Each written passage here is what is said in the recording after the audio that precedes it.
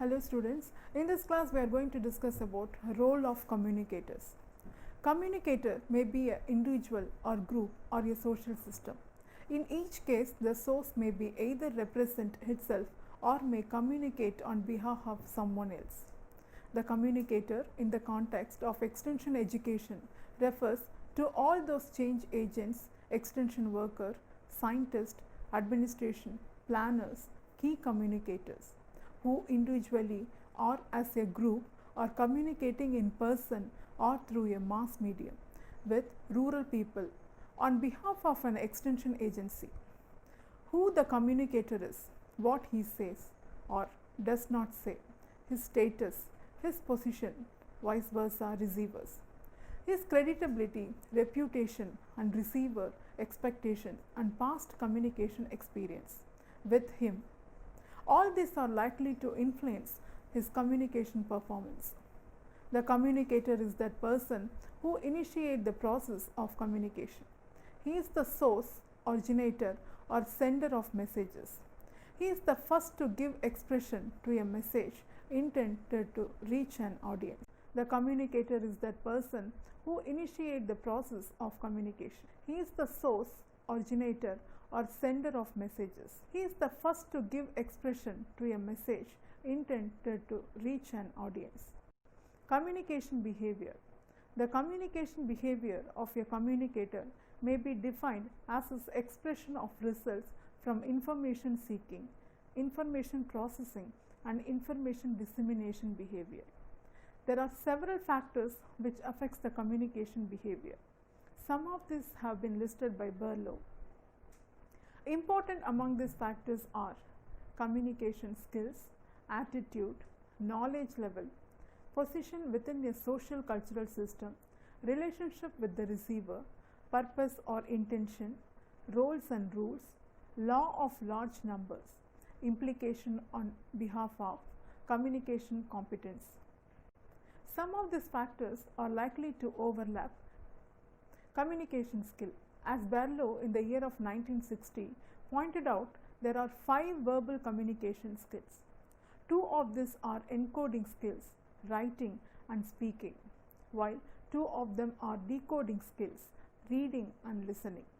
The 5th is crucial to both encoding and decoding. Example, thought of reasoning.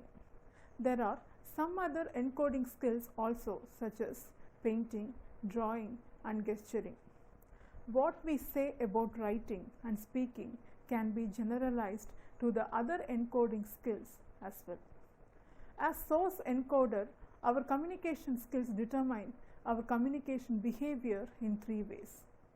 They affect our ability to comprehend or understand what others are saying and expecting. They affect our ability to analyze our purpose and intentions. They affect our ability to encode messages that express precisely what we intend to express. Attitude. The attitude of a communication source affects the way in which he communicates. We can argue that the source attitude affects communication in at least 3 ways. Attitude towards self. Attitude towards self is important. A favorable attitude leads to self-confidence, while a negative attitude will reflect pessimism. Attitude towards subject matter. Listener is likely to pick up the attitude of a speaker towards his subject matter. Quite often it is reflected in this message. If he does not believe in the value of his subject matter, convincing people communication is difficult to achieve. Attitude towards receiver. The source attitude towards his receiver also affects communication. While listeners or reader realize that the source is really speaking or writing for them, they are much less crucial for his message and much more likely to accept what he says. Besides the above 3 kinds of attitude, the communicator's attitude towards any person, object or channel relevant to communication situation may also affect his communication behavior. Knowledge level. It is obvious that the amount of knowledge a source has about his subject matter will affect his message. the source needs to know his subject matter as well how to communicate effectively. Knowledge on the communication process itself affects source behavior. Position within a social cultural system. No source communicates as a free agent without being influenced by his position in the social cultural system. People in different social classes communicate differently. People from different cultural backgrounds communicate differently. Social and cultural system partly determine the word choices which people make, the purpose they have for communicating, the meanings they attach to certain words, their choices of receiver, the channel they use for his or that kind of message. Relationship with the receiver. Interpersonal communication requires some sort of interdependence among the participants. The way each participant in the communication event comprehends the others is likely to govern what each says and the manner in which it is said. According to Thayer in 1968 points out, if each person in a two-person encounter has a different conceptual model of the relationship, it is fairly easy to image the obstacle that would be there in the communication. Purpose or intention.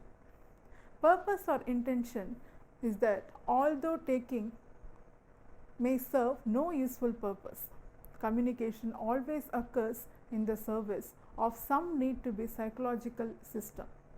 So, communication will occur to the extent that purpose or intention of both the communicator and the receiver match each other. Roles and rules. All individuals involved in human encounter follow certain roles and rules, whether consciously or otherwise. There are rules governing the use of language, rules regarding place and time, rules of protocol, and rules about meeting mutual expectations. There are psychological, sociological, and anthropological rules. It would take us somewhat out of field to attempt to explore in depth the prerequisite and the consequences of rules followed in every sort of human communication. Law of large numbers. Whenever a change agent communicates to a relatively large number of persons, as he usually does, another factor comes to influence his communication behavior. Communicating to a large number of people calls a different orientation based on the properties of that aggregate, which may or may not be describable properties of any individual in that aggregate. This may also require different manipulation of voice and treatment of the message. Extension communication are not free to express just anything nor in any way they like, because they are working for an extension organization and are in communication with farmers on behalf of this organization. The content of this message are largely determined by the roles and rules of the extension organization. The operational limitation is likely to have several implications for their communication behavior. Communication competence. In spite of all progress made in understanding the process of communication, there is still lack of consensus regarding the concept of competence in communication. According to Himes and et al., at the year of 1972, have made efforts to take stock of various views expressed in literature about defining, understanding, and measuring competence. They have identified at least 6 categories for classifying competence. Fundamental competencies are all concerned with achievement of outcome.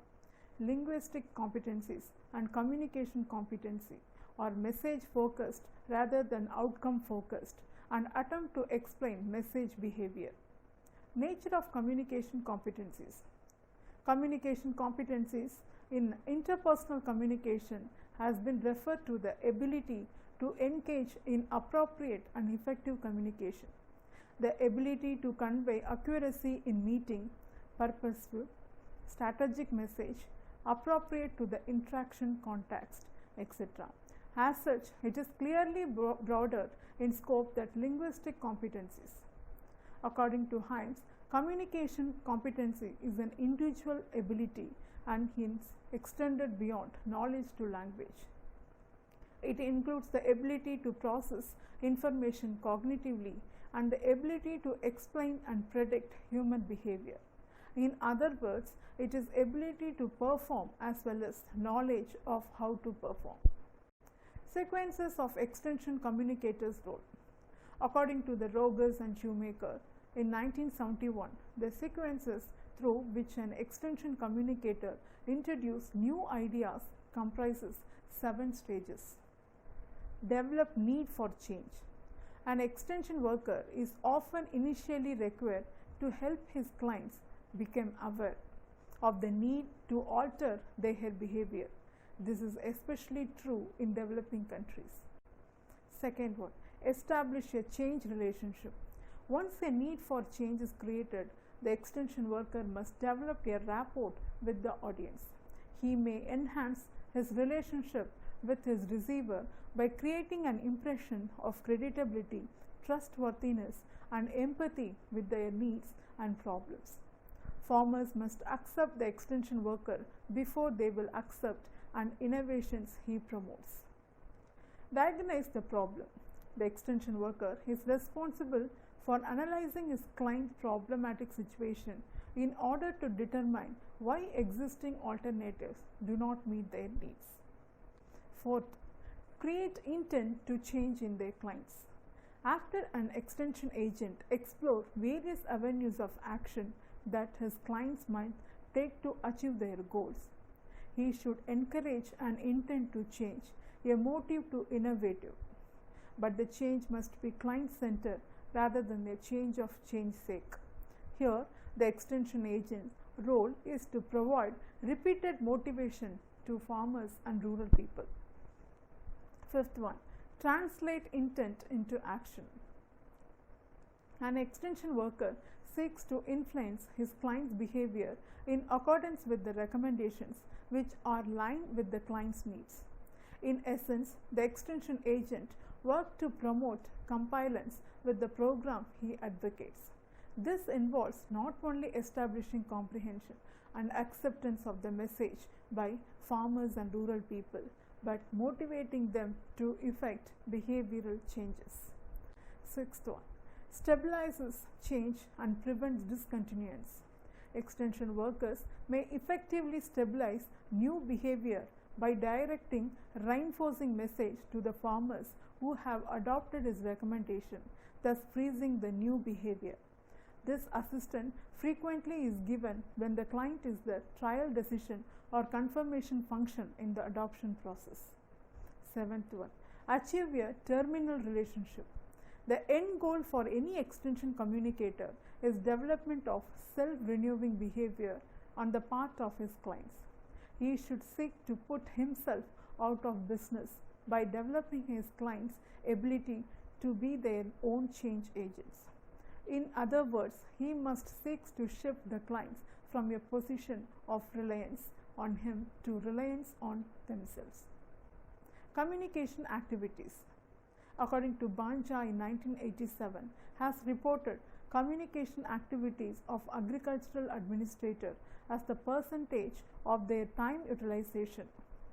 According to him, their communication activities include writing and reading routine, official communication, interpersonal communication with staff and visitors, reading and writing other than routine work, formal and informal official meetings, restful thinking, interpersonal communication, giving dictation, attending income and outgoing telephone calls, and others. Communication IQ. According to Banja, in 1987 has also studied the communication IQ of agricultural administrator using communication quotient. Communication intelligence quotient refer to an extension effective understanding of an intricacy of communication effectiveness. The test include 10 statements with a maximum possible score of 10. Banja observed that the average communication IQ score of agriculture executive was 5.39, which was equal to that civil servant and forest officers, but slightly better than those of bank and commercial organization. Organizational leadership. A good communicator who is an intimate communication with his worker is likely to be better leader in an organization. In other words, communication effectiveness determines organizational leadership to a large extent. Using Arthur Poll leadership quotient test with appropriate modification. According to Banja in 1987 reported that 85.7% of the agriculture extension administrator scored medium organizational leadership. Communication effectiveness. Some of the factors likely to affect communication effectiveness of the communicator in the technology. Transfer model of communication are as follows. First one, communication behavior. As already stated, the communication behavior of extension worker will itself largely depend upon their communication skills, attitudes, knowledge level, position within a social cultural system, purpose or intention, roles and rules, law of large numbers and implication of extension worker is likely to affect his communication effectiveness. Second one, role perception and role performance. To the extent an extension worker is clear about his role expectations and to extent he puts in efforts to perform his role, he is likely to be effective in the communication effect. Third, relationship with the audience. The nature of the relationship of the extension communicator with his audience is also likely to affect his effectiveness. However, the concept of relationship here is taken in a broader sense. Implied therein is the perceived or psychological relationship as well as actual contact. More specifically, it is referred as an extension worker. Orientation towards clients is empathy, especially is compatibility with clients' needs, is creditability in the minds of the audience, and is homophily with the clientele, especially is cultural and language compatibility. It is also referred to the extent he makes actual contact, use opinion leadership, allows feedback. Fourth one, program content. The communication effectiveness of an extension worker will also depend on the nature and characteristics of the program content and its compatibility with the existing needs of the people. Some of the programs or messages are very complex and some may need heavy investment in terms of money and time.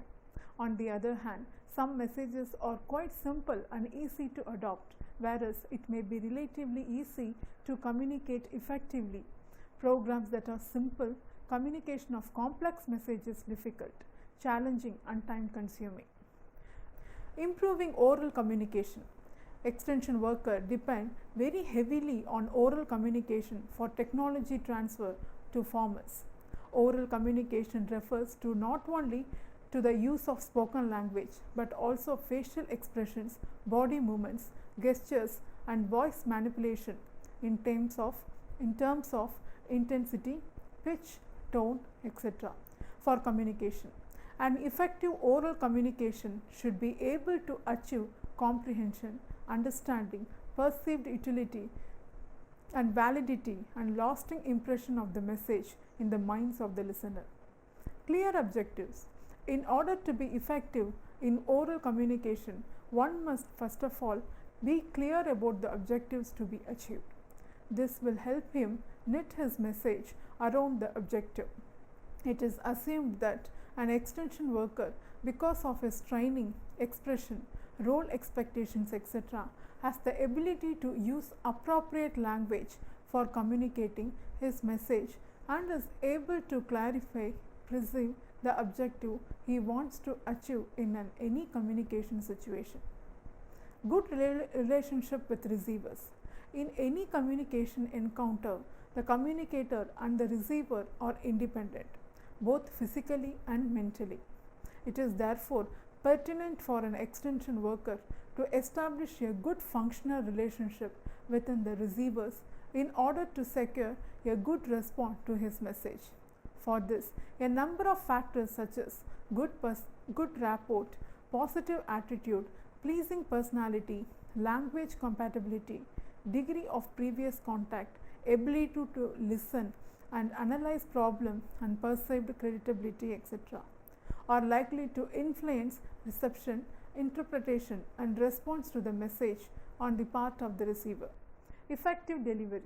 Having clearly understood the objective of a communication situation and having established a sound functional relationship with the receiver, an extension worker can follow some simple rules of effective oral communication. Some of these rules are talk less, talk sweet, talk truth, talk slow, talk loud, talk clearly, give examples, repeat key ideas, use stories or elaborate quote source of information, use local proverbs, local terms, be up to date, specific, timely, ask questions for clarification and draw conclusion about the expected action on the part of the receiver. Let me conclude. In order communication, an extension worker should appear to be talking to people he knows and cares about on a subject he knows well, in the language of the listeners and in line with their needs and interest. The information should look clear, specific, timely, accurate and up to date. The communicator limits his communication to a few ideas, repeats key points and even draws conclusion for the listeners. He keeps the communication interesting by adding proverbs, stories and asking questions.